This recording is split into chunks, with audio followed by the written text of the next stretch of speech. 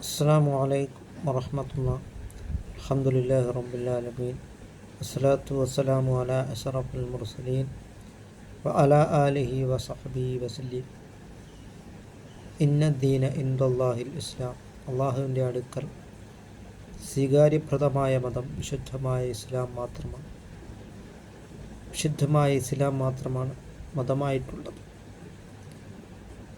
അദ്ദീനു യുസുറിൻ, ദീൻ എന്നുള്ളത് എളുപ്പമുള്ളതാണ്. യാത്രക്കാരന് അവൻ്റെ ഇളവോടുകൂടി നിസ്കരിക്കുവാൻ വിശുദ്ധമായ ഇസ്ലാം അനുവദിക്കുന്നുണ്ട്.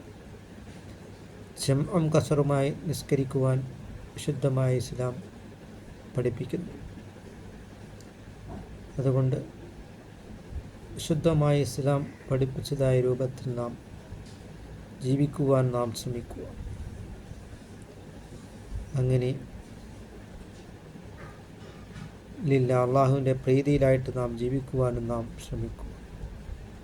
അത്തബസ്സുമു ലിവജിഹി അഹീക സദക്ക, നിന്റെ സഹോദരൻ്റെ മുഖത്ത് നോക്കി പുഞ്ചിരിക്കൽ സദക്കയാണ് എന്നാണ് സയ്യിദുനാ റസൂൽ കരീം സല്ലല്ലാഹു അലൈഹി വസല്ലമ തങ്ങൾ പറഞ്ഞിട്ടുള്ളത്.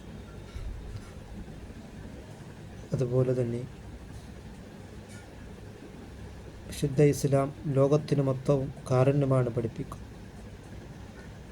വമാ അർസൽനാക ഇല്ലാ റഹ്മത്തൽ ലിൽ ആലമീൻ, ലോകത്തിന് മൊത്തവും കാരുണ്യമായിട്ടാണ് സയ്യിദുനാ റസൂൽ കരീം സല്ലല്ലാഹു അലൈഹി വസല്ലമ തങ്ങളെ അല്ലാഹു തആല ഈ ഭൂലോകത്തിലേക്ക് നിയോഗിച്ചിട്ടുള്ളത്. വിശുദ്ധമായ ഖുർആൻ തന്നെ പറഞ്ഞിട്ടുള്ളത് റഹ്മത്തുൽ ലിൽ ആലമീൻ എന്നാണ്.